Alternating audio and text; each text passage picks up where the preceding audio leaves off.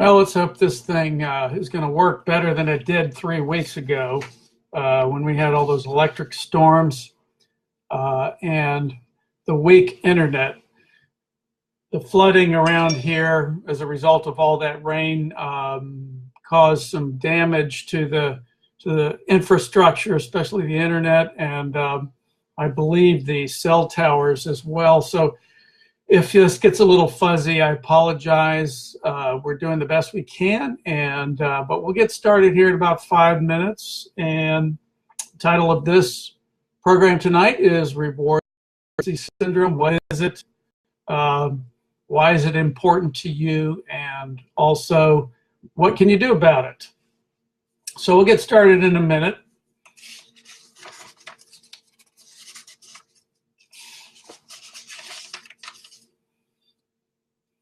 I want to thank Robert Hensley for making this all happen. His made a big difference in the way I deliver my information. So it's really important that I acknowledge him.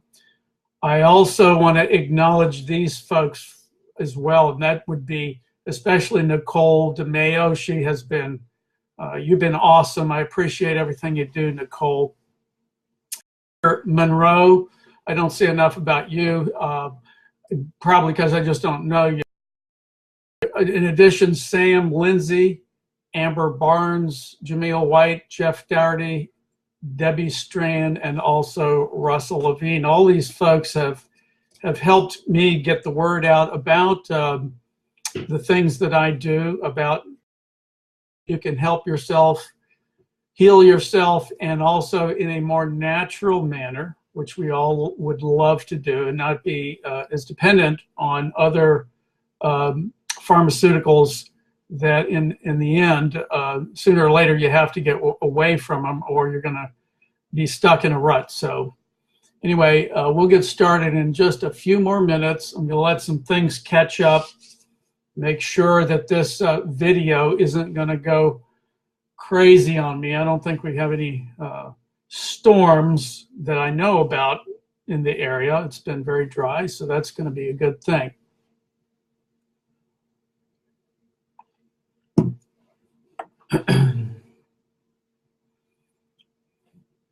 I want to get some comments going. We got Robert just joined in. Nice to see you, buddy.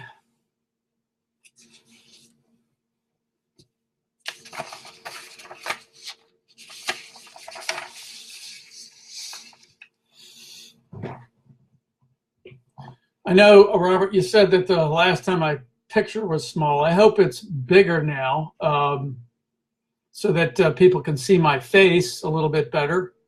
And the last time it was chopped up. I know the lightning was striking just about seemed like about every 30 seconds, so it really created havoc. So basically what we're going to do is repeat a lot of this information that was given out 3 weeks ago, so that if you missed any part of it, it's just basically going to be the same thing, but hopefully in a much more quality manner, you might say, and without all the noise in the background and all the chaos that ensued afterwards. So things get out of control sometimes that you can't control. And that one was one that was certainly out of all of our control. The lightning and the storms obviously make a big impact that particular day. Again, I want to thank Robert, and I want to thank Nicole, Heather, Sam, Amber, Jameel, Jeff, and Debbie, and Russell, all for their input. It means a lot to me. And hopefully we can make this Matt support group a big success and help people get out of the rut if they're in a rut, or reach down and pull them out. So I'm going to go ahead and get started. Reward Deficiency Syndrome. What exactly is that? We call it RDS for short, just to shorten the syllables that we have to mention. But think of RDS as a conglomeration of symptoms as a result of withdrawal from a substance or a compulsive disorder. So it doesn't necessarily have to be opioid, although that's probably what we're concentrating on, simply because people are coming to the MAT support group. But also understand that there are many reward deficiency syndrome behaviors, and that is important to understand that concept. When we come out of the womb, we are given a certain quality that helps us survive. As a young infant, we are people that are very vulnerable, so our parents have to protect us. But as we get older, we retain this primitive instinct to survive. What they entail basically is the need for three things: the need for food, the need to procreate, meaning to make more humans, and then also the need for security and safety. That's inborn in our brains.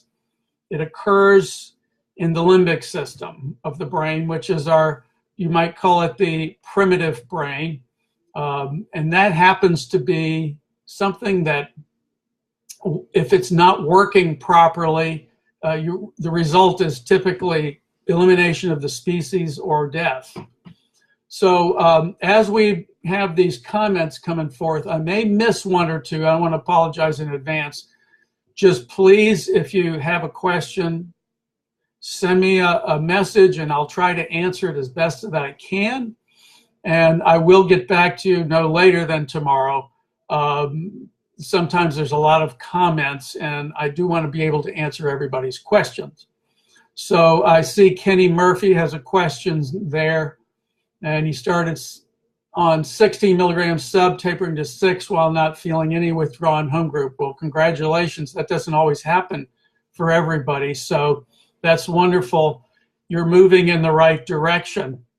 Hopefully you can get that down to 0 at some point. That's going to take a little work though. So reward deficiency syndrome, again, it's a collection of physical symptoms that involve the body's resistance mainly to dopamine, which is a neurotransmitter, as a result of addictive behaviors. So there are many of those. So why is that important? The reason why that's important is that those addictive behaviors come about as a result of not being able to enjoy regular activities as your reward. So a substitute basically comes in. So think about food, think about sex, think about the need for security and safety. Those inherent needs are not being met somehow. So the body is looking for something, and the result is a craving. And what ends up happening is we go use or we participate in an activity that gives that dopamine rush. So all addiction basically involves those things. When you understand that, that affects 110 million people, it's estimated, in this country. And that's a lot of people.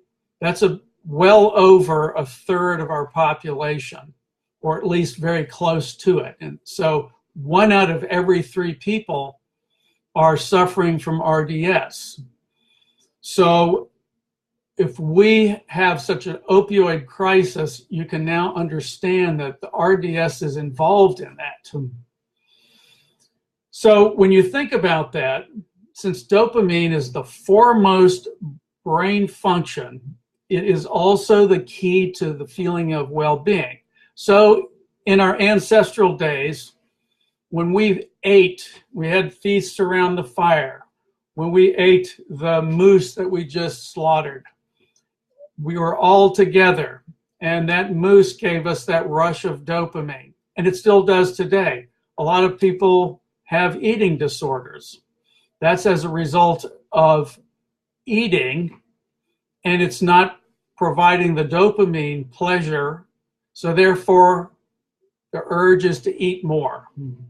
The same can be said is true of any opioid. As we build up resistance to dopamine, we are required more and more to get the same effect that we did in prior episodes of using. So if you look at it from the simplistic point of view like that, you can understand how the primitive brain is driving these addictive behaviors. Veronica, it's nice to see you on the Matt channel. Welcome. Good to hear from you. Nicole, hey, welcome too. I'm glad to talk to you again. It's been 3 weeks. That was a hairy night with the electric storms, but I appreciate you joining in. Kenny Murphy, welcome. So if you look at it this way, the brain is a series of neurons. And when dopamine is released through these series of neurons in what's called a synapse, the dopamine that's released provides this feeling of well-being and stress reduction. So how does, let's take it, for example, heroin work when it comes to dopamine? So what heroin does is it provides that dopamine release, and it provides a rush of dopamine. That's what you're really feeling. As soon as the heroin is metabolized, however, that dopamine drops off very, very rapidly, much like a sugar addict, somebody who's diabetic, who forgets their insulin, eats sugar, and they get a sugar rush. And then it eventually basically crashes. That's what we call the crash and burn. So look at it from that standpoint. So this metabolic pathway or chemical pathway in the brain is called the brain reward cascade. So that is a very precise mechanism that, when interrupted by any substance, can create a problem in the next phase of that chemical pathway that's necessary to have the feeling of well-being. Let's take sexual activity, for example. Everybody that's normal human being enjoys having sex. I'm pretty sure you all understand that. Not to be flippant about it, but it is an enjoyable activity. And why it is because it provides a rush of dopamine to the brain. So take a sex addict, for example. Why is it harmful then, you might ask? It's only harmful when it interrupts the normal everyday activities that are needed to function normally in society. This is how addiction is really defined in a general way, is that it interrupts those normal activities and the normal functioning and units that, family units that are needed to make normal decisions in everyday life. So this brain reward cascade, we call it the BRC, plays an important role in controlling the reinforcement of natural rewards like food, sex, safety, and security. So when these unnatural rewards are replaced by substance of abuse or addictive behaviors like gambling, what ends up happening is that pathway gets interrupted by something that is not a normal brain function. It becomes the substitute. This is why the whole basis of why MAT is used is that it really, what it is a substitute for the natural rewards of food, sex, and also the safety and security. It gives us that sense of well-being, so it replaces that. So you might ask, why is it that all of the addictive behaviors are classified under the reward deficiency syndrome? And basically what it boils down to is that all these addictive behaviors and also the substances of abuse replace those natural rewards that a lot of us get, in fact, the majority of us get just from normal everyday activities in society. Let's look at it another way. Let's look at it from the substance abuse side of it. The psychoactive drugs and the certain behaviors produce this surge of dopamine through the brain reward cascade, and it acts as the biological, what we call the biological substrate for addictive behavior. See, the normal biologic substrate is eating, okay? So glucose being a substance really that can be addictive, but it's necessary for energy production. This is why we have the ability to feel hungry. We need that. We need that so that we can get the right amounts of food in us and we know when we should be eating. So understanding that from that point of view is extremely important. So let's talk just a little bit about what's called a mechanism of action. So I'm trying to share with you because I'm missing a lot of the comments here as I go through it, but I promise you I will go back and I will answer those questions if I do miss you. Alan Schwartz, welcome. We appreciate you coming on the show tonight. So let's look at it this way. RDS helps us to define this complex array of addictive behaviors. And I do have a chart that I'm happy to send to everybody. I will hold it up here so you can see it. This chart here basically represents the reward deficiency syndrome behaviors. If you want one, just send me a text or comment here that you want one. I'll make sure you get one. It looks a lot better than the one I just showed you there. But this complex array of behaviors particularly happens in those individuals that are into high-risk behaviors. They're seeking out these things that drive dopamine, which includes substances, but also include things like people who like to do extreme sports, including dangerous sports, and sometimes they even risk their lives and the lives of others just to get that dopamine rush. Ultimately, many of those things result in death. So let's take a look here at anybody who's got any questions. I'll try to answer them. Is everybody good with this so far? Michelle, or excuse me, Veronica, I already said hello. There's hi, Michelle, meet Bruce. He's a wonderful friend of mine. Thank you so much for that comment. I really appreciate that. And I appreciate you too. So there's a genetic influence here. Let's understand that the reward deficiency syndrome involves genes, okay? It's a genetic variation. As you know, what genes are nothing more than a series of these chemical bonds that produce what's called chromosomes. Genes are made up of DNA. Everybody's heard about DNA and what that is. And your DNA basically is your program that runs all your metabolic activity in your body. So everybody has variation. That's why we look different. That's why we talk different. That's why we're male. That's why we're female, because the genes are all different. What happens is a certain genetic variation causes a different way that the chemicals are produced.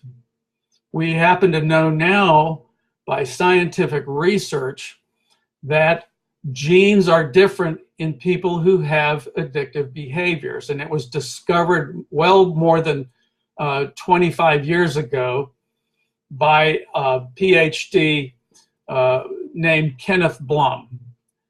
He was what you might call the father of the alcoholic gene, and that's where it was discovered, unleashing or exposing where alcoholism had its roots, and it had its roots in the genetic variation of people. But understand, there are people who have that gene and never become an alcoholic.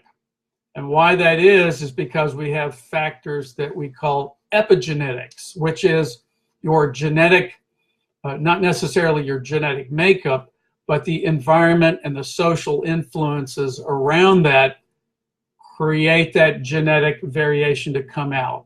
So you can have the genetic variation for alcoholism, for substance abuse, for any addictive behavior, and never display that or never become an addict. We got that?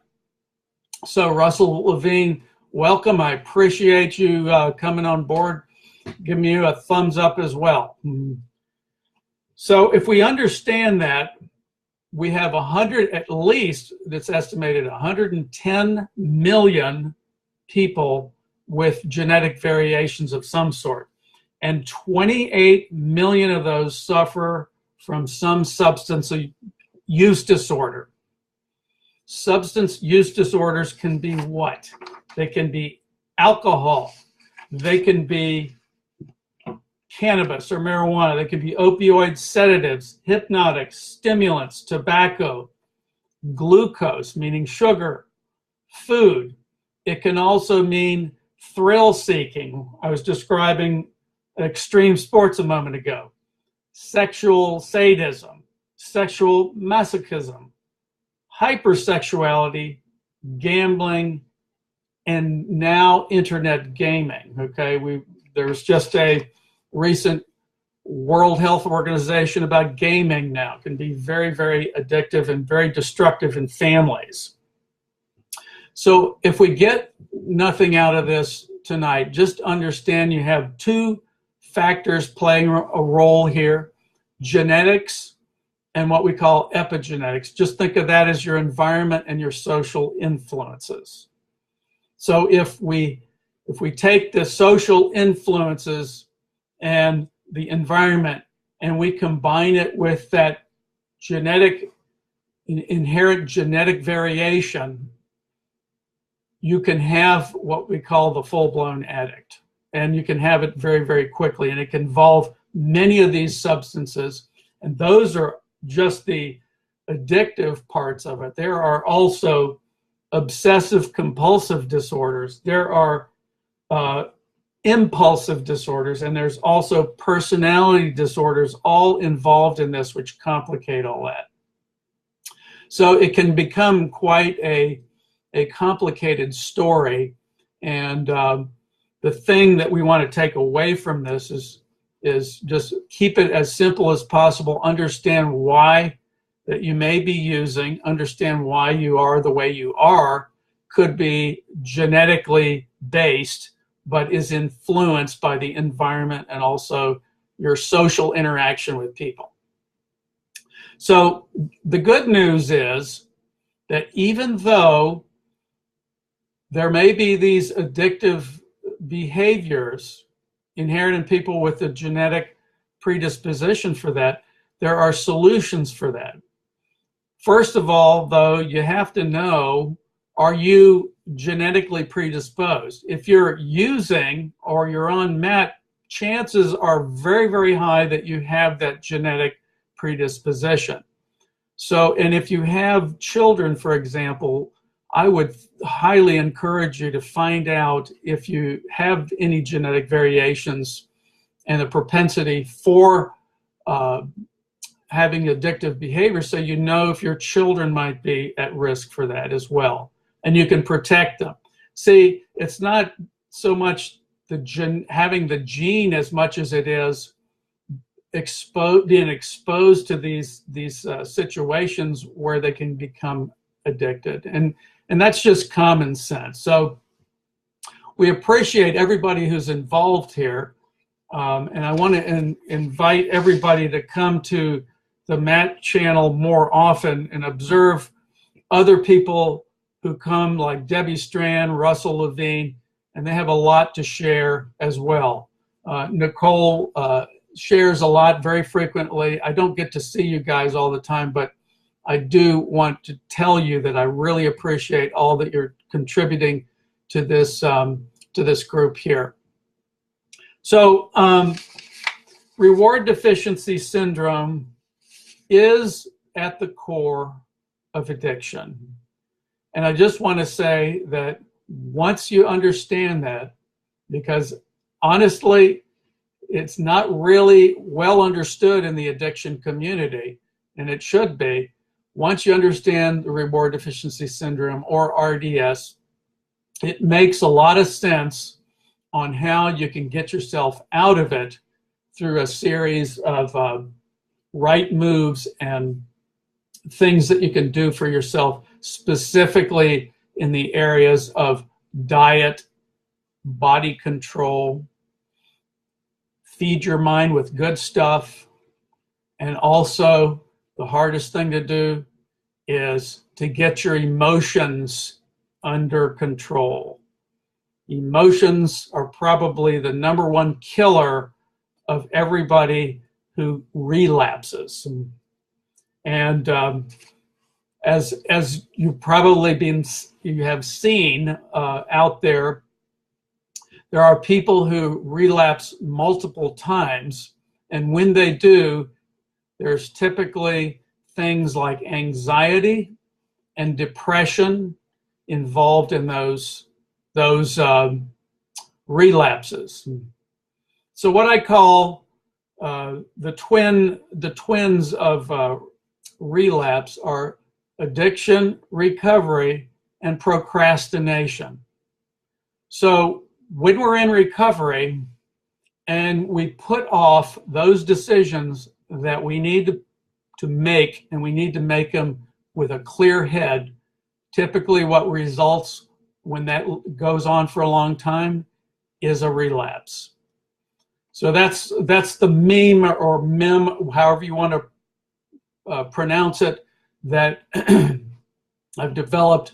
Keep that in mind when you're in recovery and you procrastinate on moving along that recovery, your chances of relapse are much, much higher.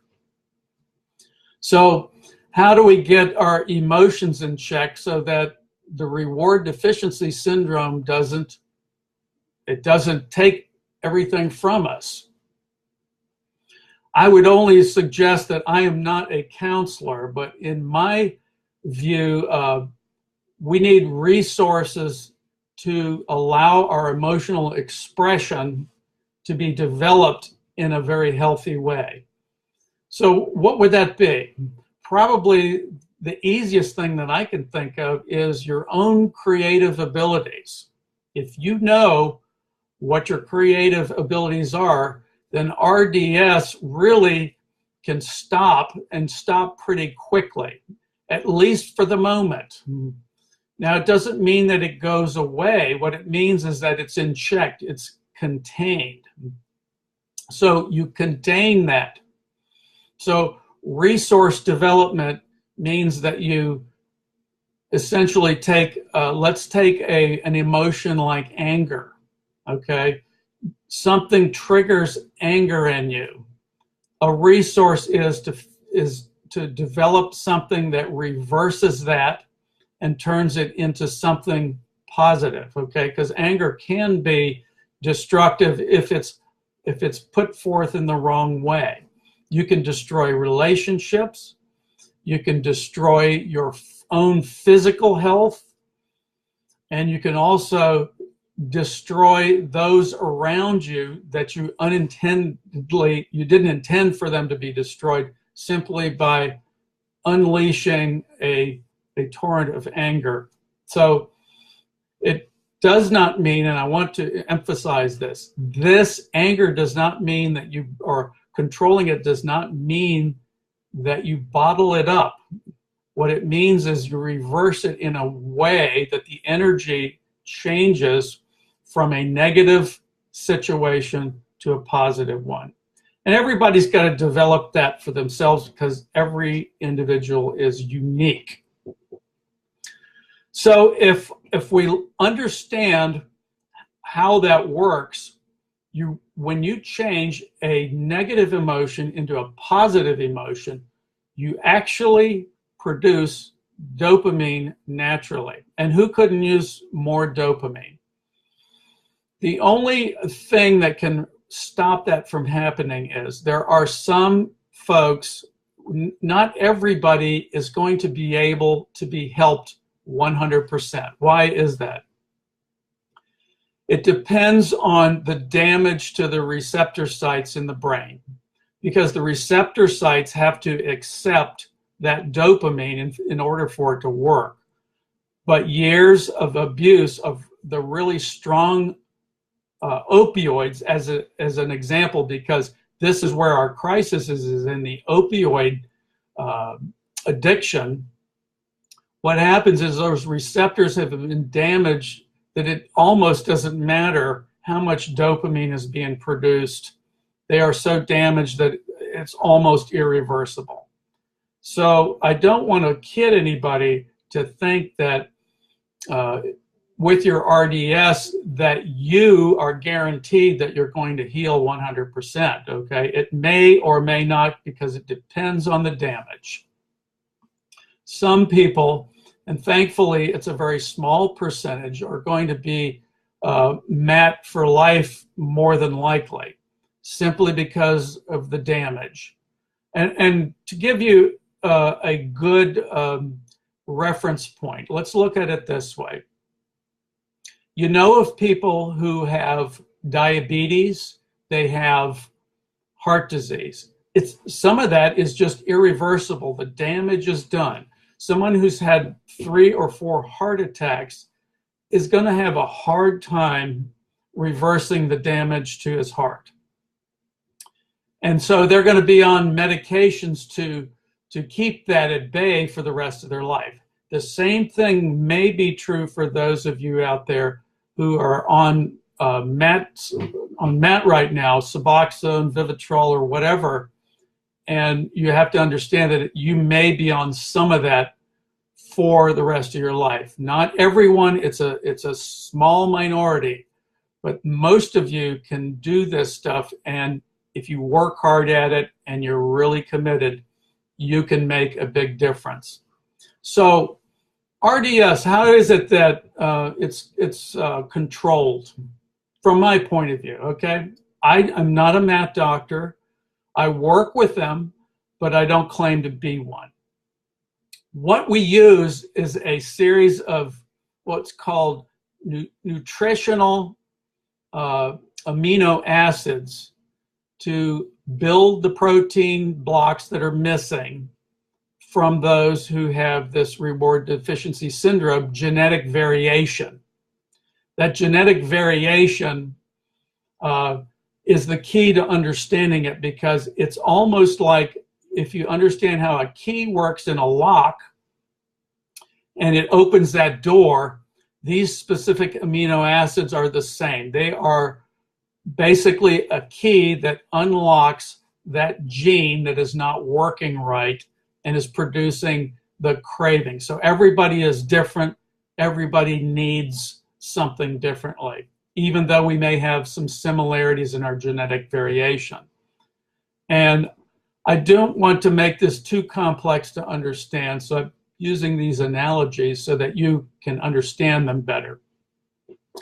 I think that it has a lot of promise simply because it's very inexpensive to administer compared to what it costs for MAT treatments. Most people who have a decent paying job can afford these out of pocket. Right now, insurance doesn't cover much of that, but I expect that probably in the next 5 years, they will start to be covering these expenses as they see these things working. One thing that a lot of you don't probably know, that I have the information to know this, is that this is very desperate right now, and many of the government officials, especially at the federal level, are grappling and asking for input from just virtually every health professional that they can, because the problem is so massive. We need your all support in making people's lives better. MAT is a good bridge to healing. I support MAT. I'm not a big proponent of MAT for life for everyone. I don't think that that's a good idea. However, most people, or excuse me, most people do not need MAT for life, and they can graduate on that if they are committed and they're willing to do what it takes. It's not easy. It takes a strong person to get through it, but you can do it. Think of it like going to the gym and exercising. You know, that's not, if you want to get strong muscles, that's not an easy task to do. It hurts. If you want to build yourself and make yourself healthy, it is really a painful process. The same thing goes through when you're going through withdrawals. It's a painful process, but we can make that easier through these series of steps, what we call neurotransmitter replacement.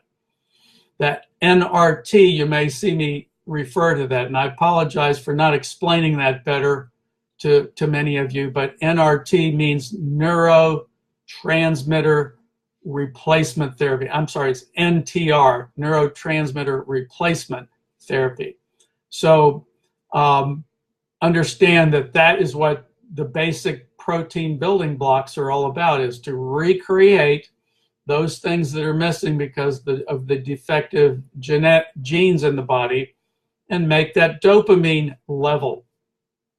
We've gotten some great results with this. There's a lot of research out there about R. So, I mean, I encourage everybody who's interested in this to look at it. It's great stuff. It's not super expensive, and neither is the genetic test either. However, I bet you all know how expensive it is to go to see a doctor and get evaluated and then get MAT treatments. It can become very expensive unless you've got some sort of a grant or something for somebody else to pick up that tab. So, or you get a scholarship. So I'm not seeing a lot of questions coming through here, but it seems to have stopped. I hope my video hasn't gone dead here, because it did before. So does anybody have any questions? Please forward them to me. I want to hear from you. I want to get this information out. It's extremely important. We have a big crisis on our hands, and I'd like to be involved in that crisis, in helping those people. Veronica, I do not know who offers scholarships at this time. They're getting harder and harder to find. So that's because, frankly, Florida's gotten a bad rap on a lot of this, so not a lot of people are coming to Florida anymore. I appreciate any other feedback that you guys can give me, because I want to make sure that you understand what RDS is. RDS is not known very well in the behavioral health community. I'm surprised at the number of people that just don't know about it, but you can go away with some information and understand better what it's all about. Just understand that, you know, this is a primitive instinct that resides within our brain, and when it is not expressed properly, it can result in addictive behaviors, and it can become worse over time because the dopamine is being resisted by continual abuse of substances or participation in addictive behaviors. So this is seems to be, right now, we've had no technical issues that I know of, and I am thankful that we got this information out. I encourage everybody, visit the MAT channel, talk to Nicole, talk to Heather, Sam, Amber, Jamil, Jeff, Debbie, Russell. These are all your resources. Talk to Robert. I mean, Robert, you're on all the time. I appreciate all that you do. I want to thank you and for coming, and hope to see you real soon. Give it a shot. Look me up. I'll be there. Ask me questions. You can message me anytime. I'll get back with you as soon as I can. And God bless everybody. We will see you on the next round in about 2 weeks. God bless you.